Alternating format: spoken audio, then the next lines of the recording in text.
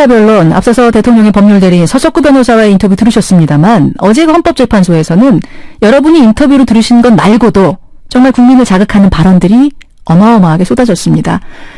촛불 집회는 국민 민의가 아니다, 뭐 이런 말도 있었죠. 예수도 군중재판으로 십자가를 졌다, 이런 얘기도 있었고요. 민원을 들어주라는 유경수 여사 유훈을 따른 거다란 말도 있었고. 여러분 어떻게 들으셨습니까? 이분은 어떻게 들으셨을까요? 기독교 신자이자 우리 시대의 원로입니다. 한한상 전 부총리 연결을 해보겠습니다. 한 부총리님 안녕하세요. 예, 안녕하세요. 우선 10월부터 시작된 이 이른바 최순실 국정농단 사건 쭉 돌아가는 모습 어떻게 보고 계십니까? 먼저요, 국가 공권력의 최정점이 대통령이죠. 네. 이 대통령이 어떻게 자기 비선진을 위해 그 소중한 공적 권위를 사사롭게 활용했는지 가슴 아프게 눈여겨 봤고요. 예. 또 대한민국의 최고 이 법정이 앞으로 어떻게 이 위법 행위를 정의롭게 대응하는지 눈부릅뜨고 볼 생각입니다. 어떻게 대한민국의 최고 법정이 이 사태를 풀어가는지 결론 내리는지 눈 부릅뜨고 지켜보신다고요. 예. 어제 2차 공판, 사실상의 이제 1차 공판이 있었습니다. 탄핵을 이끈 촛불 민심은 국민의 민의가 아니다라는 말 외에 여러 가지 말들이 쏟아졌는데 우리 한한상 부총리께서는 어떤 말이 제일 마음에 걸리셨습니까? 이를테면 그게 촛불 민심이 진정한 민심이 아니다고 하는 주장을 듣고 이 사람들은 한국 사람인가? 아니면 먼 옛날 어느 미개국에서 온 사람들인가라는 느낌이 들었고요. 예. 그들이 놓친 촛불 민심의 주요 특징을 좀 몇 가지 간단히 짚어보고 싶어요. 뭔가요? 예. 놓친 부분. 예, 놓친 부분들을. 이게 하나는 먼저 세계 가장 선진국 유럽과 미국의 언론들이 예. 이제 우리가 한국에서 민주주의를 배워야 한다라고 말하고 있고, 그리고 이번 이 촛불 시위를 이렇게 말했어요. 김치가 마치 가장 한국적인 음식이듯 이번 촛불 시위는 가장 성숙한 한국적 민주주의를 표상한다. 그런 얘기 했죠. 그런 이야기 했죠. 예. 그런데 그게 왜 그런 이야기를 했는가 하면은 아시다시피 1,000만 명 연인원이 참여했어도 단 한 건의 폭력 충돌이 없었어요. 없었습니다. 그게 둘째 날인가 노동계 청년들이 경찰 차도를 넘어서려고 했을 때 그 주변에 있던 여학생들이 내려와 비폭력을 외치니까 맞아요. 그 노동계 청년들이 내려왔어요. 기억 다 하실 거예요, 예. 우리 여러분들도. 저는 그것을 보고 눈물을 흘렸습니다. 예. 지난날 폭력적 공권력에 돌로 맞싸웠던 거칠게 대응했던 그런 모습이 이번에는 거의 완전히 사라졌어요. 그렇죠. 그리고 광장에는 우렁찬 함성은 있었지만은 저주에 찬 폭언은 없었고요. 예. 그곳에는 촛불이 횃불로 진화했지만은 폭력적 질주도 없었어요. 없었습니다. 그곳에서는 우성과 해악이 넘치는 축제의 몸짓으로 가득 찼고, 예.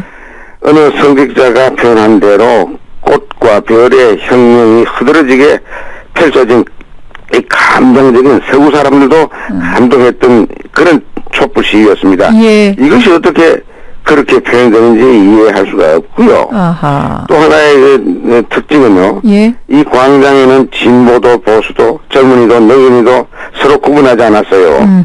계급과 지역과 연령과 종교 이데올로기의 차이를 모두 뛰어넘었는데 특별히 나를 감동시킨 것은 예. 우리 손주뻘보다 어린 아이들이 아버지의 무덤을 타고 예. 엄마의 손을 잡고 그야말로 밝은 모습으로 이렇게 같이 이 시위에 참여하는 거 보고 우리의 미래가 참 밝구나 이렇게 생각했어요.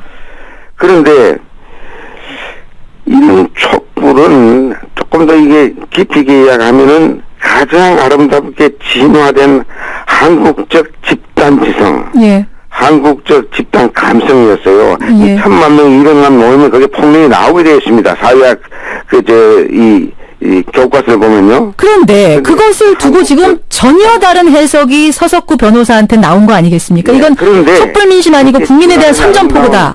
이 모습을 변호사들과 박 대통령과 박 사모 집단과 그들을 대리하는 사람 중에 일부가 두려워하는 것 같아요. 두려워요. 두려워하니까 색깔 공세를 하는 것 같아요. 아하. 색깔 공세를 씌워버리면 그래도 이제 그 이른바 색깔 공세에 동조하는 사람들의 여론은 모일 수 있으니까 두려워서 색깔 공세를 씌우는 것이다. 그렇죠. 말하자면 그럼 이분이 이제 법리적으로 굉장히 뛰어난 분들 아니겠습니까? 변호사인데 이게 지금 논리적으로 말이 안 된다는 걸 알면서도 어떻게 보면 색깔론밖에 씌울 게 없어서 색깔론으로 가는 걸까요? 원래 법리론이라고 하는 것이 예. 굉장히 유치할수록 그것이 색깔론으로 가게 되어 있습니다. 예수님을 죽였던 그 당시 법리론자들, 예루살렘 성전의 그 지배 세력들, 부패한 지배 세력들이 만들어 놓은 법리 이론이 이런 거 아닙니까? 예. 예수님이 세금 내는 거 반대한 반세운동 했다. 그랬죠. 그리고 예수가 스스로 국과 숙의 참칭을 했다. 예. 내란 음모를 했다 이거죠. 내란 음모. 그리고 예, 신성 모독죄를 했다. 이건 뭐 지어냈거든요. 그렇죠. 팩트도 아니고 해석도 아니죠. 법률가들이 지어냈습니다. 지어냈죠. 예수를 죽이기 위해서. 예, 그 죽이기 위해서 지어냈죠. 예. 그 모습을 지금 더 추악한 모습을 보는 것 같아요. 그리고 이 촛불 시민은 우리 저 김현정 의원가도 보셨지만은 결코 그 연인은 천만 넘어서도 박근혜 죽이라는 소리 없었어요.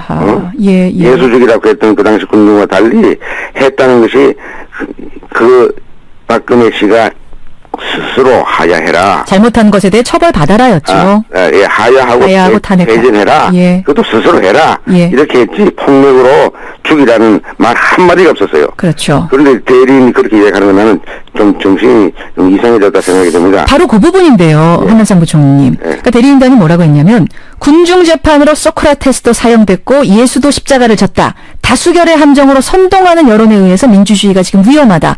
박근혜 대통령이 마치 십자가를 진 예수처럼 모함당하고 있다. 비유를 한 겁니다. 예, 내가 그 이야기를 듣고 좀 기가 막힌 게 만약 그 사람이 크리스찬이 아니기를 바라는데 그 사람이 크리스찬이다 그러면 한국 기독교는 죽었습니다. 그런데 2000년 전 예수는 아시다시피 민간인이었고 사인이었습니다. 예. 그런데 그분은 철저하게 평생을 공인으로 살아서 우리들이 공생이라고 부릅니다. 예. 왜냐하면은 그분의 메시지는 공공적인 거였고 물론이죠. 내 새끼를 먹여 살리라 뭐 내 동생을 잘 돌보라 이런 게 아니라 아니었죠. 항상 가난한 사람, 헐벗은 사람, 병든 사람, 억울하게 감옥 가고 차별받는 사람, 그리고 병들어도 돈이 없어서 고치지 못하는 이들의 소위 지극히 적은 자와 지극히 이 가난한 자, 낮은 자, 약한 자. 그 아픔을 동고했는 사인이면서 공인이었는데 예. 박근혜 씨는 최고 공인이었으면서 가장 추악한 사인의 이익을 도모를 했다. 이렇게 다른데 어떻게 예수를 거기다 갖다 붙입니까? 기가 막히셨어요. 예수를 이렇게 또 죽이는 거죠, 그 사람이. 한 번 더 십자가에 모독으로 또 한 번 죽이는 겁니까? 그렇죠. 예수를 2000년 동안에 감동적인 공무적인 생활, 자기를 비우고 자기를 낮추고 자기를 참 이제 내놓았던 공인 중에 공인인 예수님을 예. 저렇게 해석함으로써 또 죽인다는 생각을 내가 한 겁니다. 예. 근데 한남부 총리는 기독교인이니까 이 질문을 한 번 더 드립니다만, 박 대통령이 예수에 비유된 건 이번 경우만이 아니에요. 지난해 새누리당 이정현 전 대표가 뭐라고 했냐면, 새누리당 의원들한테 대통령 탄핵을 하라는 건 성경에서 예수 팔아먹은 유다가 돼달라, 베드로가 돼달라, 이런 얘기나 마찬가지다. 탄핵 찬성하는 비박계 의원들을 맹 비난하면서 이런 얘기했습니다. 그러니까 이정현 씨가 교회를 다니는 모양이고 교회 다니는 사람들 표를 얻어서 힘들게 자기 고향에서 여당으로 된 것 같은데 이것은 호남의 기독교인들을 모독하는 이야기입니다. 호남의 기독교인들을 모독하는 발언이다. 뿐만 아니라 대한민국의 기독교인들을 모욕하는 겁니다. 누가 가론유다이고 누가 예수인지 국민은 지금 다 알고 있습니다. 예, 알겠습니다. 아까 한 총리께서 서석구 변호사가 기독교인이라면이라고 물으셨는데 한 분이 답을 주셨네요.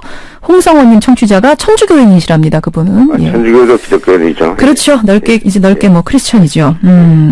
자, 그러면 이 부분은 어떻게 들으셨는지 모르겠어요. 박 대통령이 최순실 씨 부탁으로 특정 기업을 이제 지원하라고 재벌들한테 압력 넣은 부분 의혹 여기에 대해서 어제 대리인단이 뭐라고 했냐면 어머니인 유경수 여사의 가르침 때문이다. 어머니가 민원을 절대 소홀히 하지 말라는 유훈을 남겼기 때문에 그걸 따른 거라고 변론을 했습니다. 네. 이거 어떻게 들으셨어요? 아니 민원이라고 하는 것은 억울한 민원을 이야기하는 것이지 최순실 같은 민원을 이야기하는 게 아닙니다. 그 돈 많아 수천을 갖고 있다고 지금 알려진 그런 사람은 민원은 민원이 아니고 예. 그것은 민원을 불러일으킬 사사로운 추악한 거래지요. 나는 그렇게 말했다면은 그래도 국민들이 좋게 생각하는 윤경수 여사마저 또 한 번 죽이는 겁니다. 아, 유경수 여사마저 이거 좀 못 박는 일입니까? 그렇죠. 그 명예를 훼손시키는 거죠. 명예훼손입니까? 사자 명예훼손입니까? 이 변론이? 그렇죠. 왜 유경수 여사를 거기다 끌어들여서 그 명예를 훼손시켜요. 그렇군요. 지금 청취자 문자 이런 것도 들어오네요.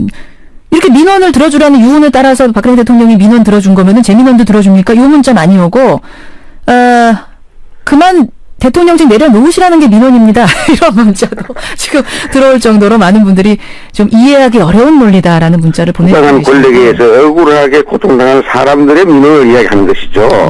예. 이미 치부한 사람에게 더 치부하라고 삼성을 불러서 말 사주라 이런 거 아니잖아요. 그래요. 상식이 없는 사람들이 이 나라의 법을 이때까지 집행해왔다고 하는 것이 참 가슴 아픈 일이죠. 이 탄핵 심판 2차 변론 쭉 보시면서 이 박 대통령 대리인단의 인식, 태도 전반적으로 어떻게 평가하셨습니까? 이 대리인단의 지금 활동을 지금 초기니까 내가 뭐라고 할 수 없는데 초기부터 이렇다면은 예. 이게 정말 앞으로 새로운 정치가 나와서 이 사법개혁 이거 철저하게 해야 되겠구나 하는 그런 느낌을 느낍니다. 사법개혁 철저히 해야 된다. 특히 검찰이 지금은 검벌이 되지 않았어요. 체벌만 있는 게 아니고 검찰이 벌처럼 됐어요. 아하. 김기춘 씨 또 유아무개 쭉 보면요. 예. 검찰의 권한이 옛날 박 대통령 아버지 때는 예. 군사 장군들이 군벌을 형성해서 민주주의를 작살내더니만 그 다른 이 검벌을 통해서 민주주의의 숨통을 조이는 것 같아요.